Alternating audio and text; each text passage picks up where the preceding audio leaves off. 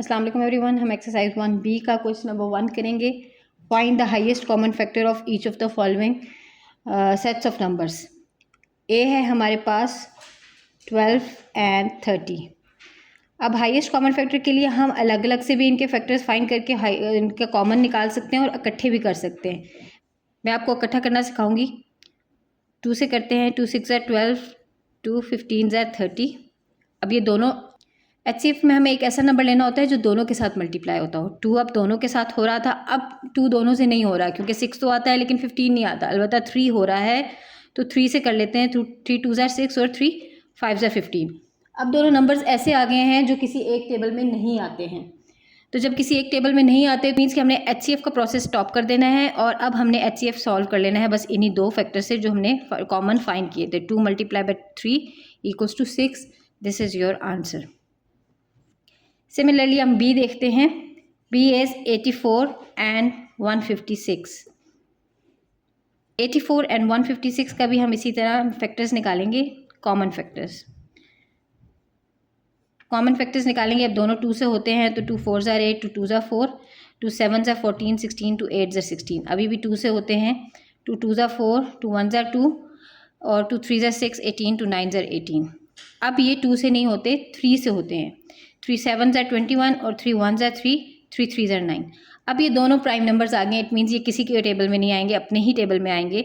तो it means इनका common नहीं है। अब तो HCF हम बस इधर ही स्टॉप करके इनका फाइंड कर लेंगे। 2 मल्टीप्लाई बाय 2 मल्टीप्लाई बाय 3, 2 2 ज़ा 4, 4 3 ज़ा 12, तो 12 will be your answer. Part C देखते हैं। It's 15 60 and 75। अब हम तीनों को इकट्ठा करते हैं। 15 60 75। अब हम क्या करेंगे, हमने देखा 3 से तीनों हो रहे हैं। 3 5 ज़ा 15, 3 2 ज़ा 6 और 0 एंड 3 2 ज़ा 6 एंड 15 3 5 ज़ा 15। अब हमने देखा ये तीनों 5 से होते हैं। 5 is a prime number. Next तो 5 1 ज़ा 5, 5 4 ज़ा 20 एंड 5 5 ज़ा 25। अब हमने देखा ये तीनों किसी एक टेबल में नहीं आएंगे। हमारे पास HCF आ जाएगा 3 multiply by 5 equals to 15। 15 will be your HCF।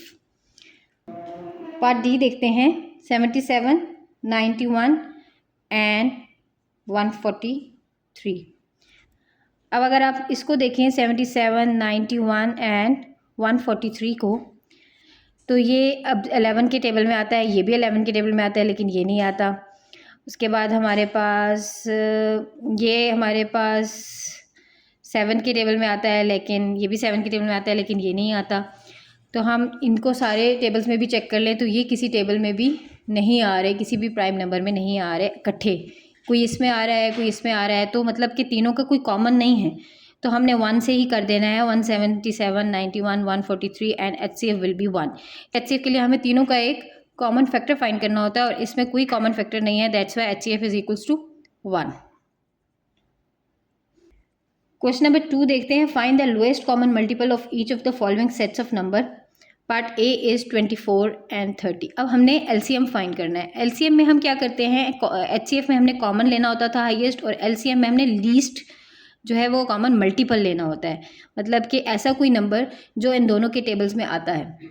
अब हमने दोनों के लिए फैक्टर्स देखने होते हैं। अब LCM और HCF में ये डिफरेंस है कि LCM में आप दोनों को अलग अलग से भी कर सकते हैं और एंड तक आपने इनको 1 करना होता है। तो हम यहाँ से पहले तो ये दोनों 2 से हो रहे हैं। 2 1 ज़ा 2, 2 2 ज़ा 4 और 2 15 ज़ा। अब ये दोनों 3 से हो रहे हैं। 3 4 ज़ा 12 एंड 3 5 ज़ा। अब ये दोनों नहीं हो रहे हैं लेकिन हम आगे भी अब इसको ले लेंगे। पहले सिर्फ इसी को करेंगे 2 2 ज़ा 4 और ये ऐसे ही लिख देंगे। सिमिलरली इसी को करेंगे 2 1 ज़ा 2 और ये ऐसे ही लिख देंगे। अब ये 1 हो गया। अब इसको 1 करना है, ये खुद प्राइम नंबर है, अपने से ही होगा। तो 5 1 ज़ा 5, तो 1 1 दोनों हो गए और ये हमारे पास सारे LCM आ गए। क्या हो गया LCM हमारे पास? 2 multiply by 3 multiply by 2 multiply by 2 multiply by 5 and answer हो गया हमारे पास 120। सिमिलरली हम पार्ट B देखते हैं। It's 42 and 462। 42 एंड 462। 2 से करते हैं। 2 2 ज़ा 4, 2 1 ज़ा 2, 2 2 ज़ा 4, 2 3 ज़ा 6, 2 1 ज़ा 2। अब हम देखते हैं कि ये हमारे पास जो है उससे 2 से तो नहीं होगा, 3 से हो जाएगा। 3 7 ज़ा 21, 3 7 ज़ा 21, 21, 3 7 ज़ा 21। अब ये हमारे से 7 से हो रहा है। 7 1 ज़ा 7, 7 11 ज़ा 77 and this will be from 11। तो ये हमारे पास एलसीएम आ जाएगा 2 multiply by 3 multiply by 7 multiply bye 11 और ये हो जाएगा, आंसर विल बी 462। हमारे पास है 12, 18 एंड 81। ये तीनों हमारे पास 3 के टेबल में आ रहे हैं। 3 4 ज़ा 12, 3 6 ज़ा 18, 3 2 ज़ा 6, 21, 7 ज़ा 21। अब हमारे पास ये इकट्ठे किसी टेबल में नहीं आते हैं, तो मैं इनको अलग अलग जिसमें भी आ रहे कर लेती हूँ। 2 2 ज़ा 4, 2 3 ज़ा 6 और ये 27 ऐसे ही। सिमिलरली इसको 1 कर लेते हैं, ये हम ऐसे ही लिख लेते हैं। फिर हम 3 से कर लेते हैं। 3 1 ज़ा 3, 3 9 ज़ा 27, फिर से 3 3 1 ज़ा 3, 3 3 ज़ा 9 और फिर से 3 3 1 ज़ा 3। तीनों 1 हो गए। अब हमने एलसीएम निकाल लेना है।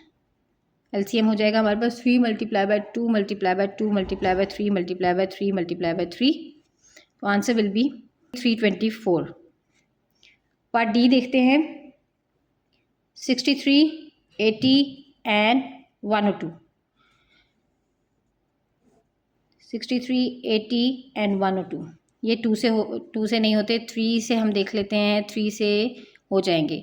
हम 3 से करते हैं। 3 2 ज़ा 6, 3 1 ज़ा 3, 3 2 ज़ा 6, ये नहीं होगा तो हम 80 को ऐसे ही लिख देते हैं। और 3 3 ज़ा 9, 12, 3 4 ज़ा 12। अब हम देख लेते हैं 3 से होगा, ये सिर्फ यही होगा, ये नहीं होगा, ये 2 से होंगे तो हम 2 से कर लेते हैं। पहले 21 को ऐसे ही लिख लेते हैं। 2 4 ज़ा 0 एंड 2 1 ज़ा 2, 14, 2 7 ज़ा 14। मैं इसको 3 से कर लेती हूँ। 3 7 ज़ा 40 एंड 17। फिर मैं इसको 7 से कर लेती हूँ। 7 1 ज़ा 7, 40 एंड 17। अब 2 से कर लेते हैं। 2 2 20 एंड 17। फिर से 2 से कर लेते हैं। 2 10 17 अगेन। 2 5 ज़ा 10 17, 5 ज़ा 10 एंड 17 इसी तरह आ गया। अब ये तुम्हारे प्राइम नंबर्स हो गए। 5 1 ज़ा 5 एंड 17 इसी तरह आ गया एंड 17 1 ज़ा 17।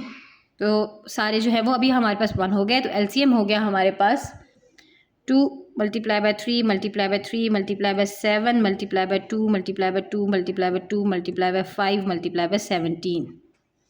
तो एलसीएम आ जाएगा हमारे पास। So the answer will be 85 6 80। So this is how you find LCM and HCF. अगर आपको कोई कन्फ्यूजन्स हुई तो मुझे कमेंट में बताइएगा, मैं आप इंशाल्लाह आपकी कन्फ्यूजन्स दूर करूँगी। Thank you so much.